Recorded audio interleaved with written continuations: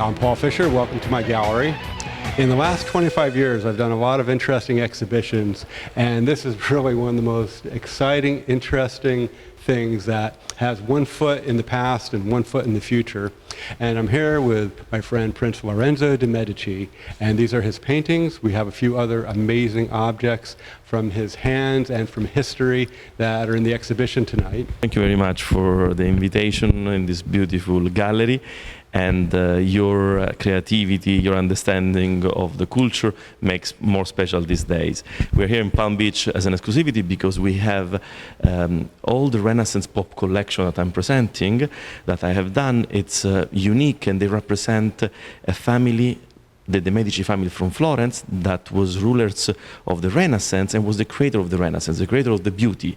And so a dynasty, to become a dynasty, needs more than one member, means a lot of members. And so here we are tonight to thank, from my side, some of my ancestors for what they have done for creating the Renaissance, for creating and supporting Michelangelo, Leonardo da Vinci, Galileo Galilei. And so we can start from this first painting, because this is very interesting. So the De Medici starts their career as a banker, and this is Giovanni, at that time was called De Medici. So this De Medici is the first famous member of the De Medici family, who started really coming from a rural area of Tuscany called Mugello, as a beautiful mountain area, and arrived to Florence as a merchant. And then he started investing his money in the city of Florence. So he is before we arrived to Florence. And of course there is all the hope and all the future in this painting. And the color are a very important part of my art. When I'm painting, I'm always using mostly gold, who is a family color. I'm using red, and I'm giving life to them. I study history to know who they are, and through the colors I'm giving them the truth of their life. In fact, we can come here and we can go to this beautiful woman who was Clarice Orsini. Clarice Orsini was from a very important family of Rome, the Orsini family in Rome, and married with Lorenzo the Magnificent. Lorenzo the Magnificent was the first real fashion modern prince of the history of the world. And I made a special edition of Lorenzo the Magnificent for Miami. And so the sport is so important in the USA that I wanted to give this pop version of Lorenzo the Magnificent. But what is so interesting is that Lorenzo the Magnificent, in every painting you will see there's a motto. And the motto example, semper, means always. Always faithful to God, always faithful to the community, and always faithful to the family. So the symbology and the words are the same as the 1400 as today. And today, in fact, we know that semper fi means always faithful, and is used in USA too. And so we have mottos that are forever and stay. And so we see here 3 rings in most of my painting. These 3 rings represent love, charity, and hope. And because we need to have a hope for the future, we need to love. And it's important that we do charity, because giving back to the others what we have, it's very important for all of us. So this 3 ring is really my signature of my art, and in many paintings you will see it. If we continue, we can go to Eleonora Tolentana. Eleonora, this is a mixed media. I'm using mixed media, so I'm using fabric, I'm using jewelry, I'm using colors, and this is an example of mixed media of my Renaissance pop art. So I have a beautiful woman from the 1400 who was the first lady of the history of Florence. She was from Spain. She arrived to Florence, married a Florentine Medici prince, and she had to take care of Florence because he left for war. And so she was really the first lady when we see first lady. And so we can play with the color, in this case the green, the white, and the red, who are the color of Mexico and the color of Italy. So I can play with the different color. As we go here, we see a prince, Antonio de Medici. This is very interesting, you see. We can see Princeps Antonis Medices. This is in Latin, and is the description of who he was. You will see here in 3-dimensional that I put pearl earring, and this is exactly copy of the pearl earring that Prince Antonio was using. So many people think that the earrings is something not noble, not royal. It's not true. We see through the books and through the history that a prince in Florence was using the earrings. And he was proud of using the earrings, and in every portrait of Prince Anthony was put the earrings. And so fascinating is that example, you will see this cross. The red cross is the relationship of blood between the ancestor and me. So it's a way of a DNA passage between them and me. And so I put sometimes this cross as a symbol of connection. And he was a knight, as I am a knight too. I'm a knight of the order of San Martino in Rome, and he was a knight too. And so at the same time, so we have a lot of symbology and things in common, me and Antonio. And then, of course, I leave a lot of secret information, like where I took the original painting to do my interpretation, I leave the artist. So this is the name of the original artist where I took the inspiration, I took the information about some of these artists. This orangish red and this beautiful background, it lifts everything off in a very three-dimensional way. And I love just this extra little bit of embellishment here, because I know that it's also kind of a wink and a nod to Marcel Duchamp and the Mona Lisa with the mustache. Exactly. And there's so many different layers in here. And I love the idea that you have a painting and you see it at first, you have an historical experience, at the same time you have kind of a 70s pop experience, and that there's a mystery going on here. There's so many little hidden clues. Mystery is good words. Yes.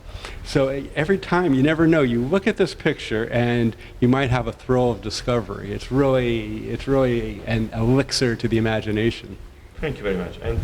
And Prince Antonio was a priest at some moment of his life, and that's why we have the red even and the thing, because you can play. And then he had a beautiful, interesting life. I think we should maybe go on to the section. Here we go to the most beautiful woman of the Renaissance. Eleonora Tolentana, or Eleonora di Toledo, was the most beautiful woman of the Renaissance time. She made crazy so many men, and she was imprinting the fashion to Florence and the lifestyle in Florence, something that we don't know yet, but was a Spanish woman who arrived to Florence and asked to the jewelry people to create jewelry for her, to the fashion stylist to create the dress for her. So her dress is very, very full of fashion. And so this is why I left her in her beauty without touching so much, because she is a beauty herself, and I didn't want it to influence too much the beauty of this bellissima donna, Eleonora di Toledo.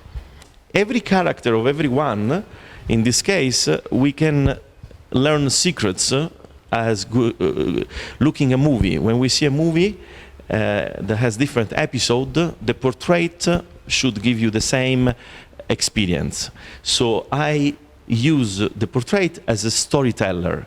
And so example, this is Alexander, who was the first of Florence, and he was the son of Laurentis of Urbino. So he was the son of Lorenzo II De Medici. And Alexander was one of the smartest Medici. There's so many rumors about Alessandro. Alessandro was called Il Moro. Il Moro because he was very dark as a color. And the mother probably was coming from Turkey, from Middle East, and so was one of the different of the Medici family. So there is a lot of legend about the character of Alessandro. And Alessandro went military for so long, and he was always a winner. And in fact, in his motto, I put the motto that represents his life, says, "No vuelvo sin vencer." That in Spanish or in Latin means, I don't come back if I didn't win. So I'll go in battle and I'll be back only when I win. And so that was his motto. So the power, the strongness, the intelligence, and many, many people are still looking about this interesting figure of Il Moro de' Medici. Here we get to a masterpiece. This is a masterpiece Italian from the 1500, and it's playing between the Renaissance and the Pope style. And this is representing Augustus, who was the big man in Rome, who was the most powerful man in the whole world of the time, that everybody tell him, you are like God. And so he's going to meet with a Sibylla from Rome and asking, is true that in the world there is nobody else more important and famous than me? And the Sibylla, without talking, pointing up and say, look, and up we have Marilyn Monroe, because there is always somebody who is more important than us. And so this is a reproduction, and it's a way of showing how we can play with the legend and the history. And this is an original from the 1500s. And this is the original painting Yes. that was painted in the 1500s. Yes. And the top part of it is a reproduction, a photograph of this Exactly. printed on canvas and then just laying over it. And you can lift it up and you can sort of peek underneath and see where she's still residing. Exactly. So you have the mystery and understanding what is behind, what is the real message of the artist. And here we go to Giovanni Gaston, and Giovanni Gaston, it's very interesting because he's really representing how I can play, and in different moment of my art experience I grow, I add the information.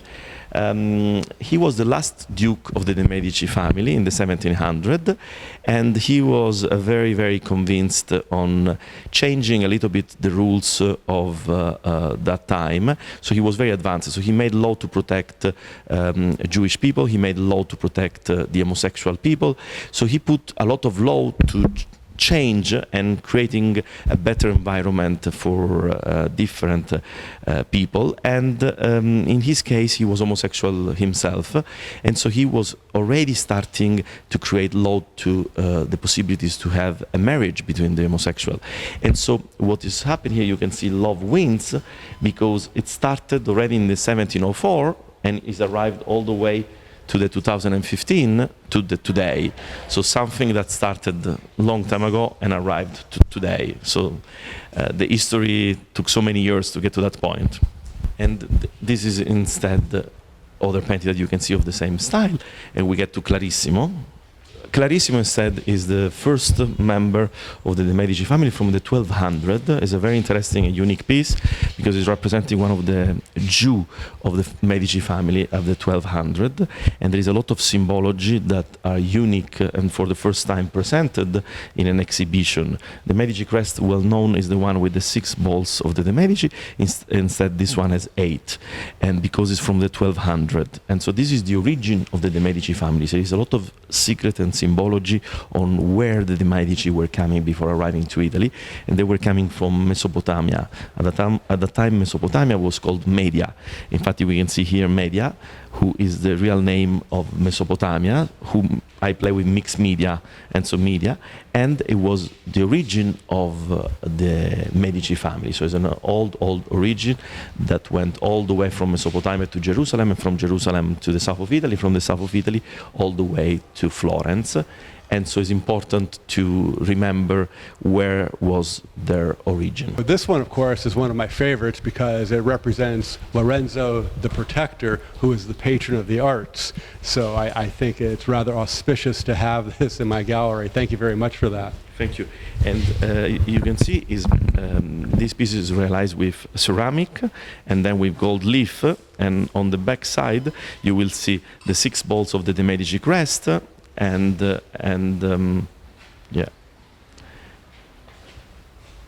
symbology of the 3 ring that are the ancient symbology of the De Medici, representing the love, the charity, and the hope. Well, this is one of the most interesting things I've ever had in this building, and I know there's a great story and a great history behind this.